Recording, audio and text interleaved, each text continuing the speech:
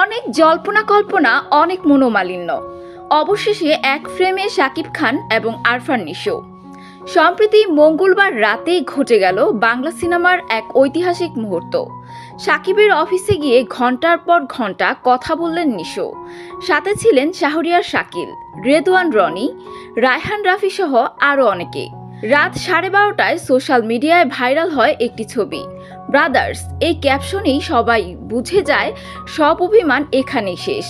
2023 সালের আগে থেকে নিশোর কিছু মন্তব্য ঘিরে তৈরি হয়েছিল উত্তেজনা।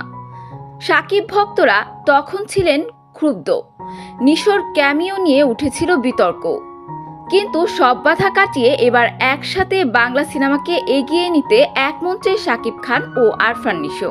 একজন দেশের সবচেয়ে বড় মেগাস্টার, আরেকজন নতুন প্রজন্মের আইকন। আর এই দুই শক্তির হাত মেলানো মানেই নতুন সম্ভাবনার দরজা খুলে যাওয়া। তিনি নাম্বার 1, সবাই তাকে বলে সুপারস্টার। আর ইদানিং তবে এখনো কেউ বলছে মাপ চাইলো আরফান নিশো, কিন্তু তার আইডি থেকে পোস্ট কোথায়? কিন্তু আজ প্রশ্ন নয়, আজ উদযাপনের দিন। দর্শকের স্বপ্নেও আজ বাস্তব। সো ভিউয়ার্স, আরফান নিশো ও শাকিব খানের এমন মুহূর্ত দেখে আপনার কেমন লাগছে জানাতে পারেন ভিডিও নিচে কমেন্ট বক্সে।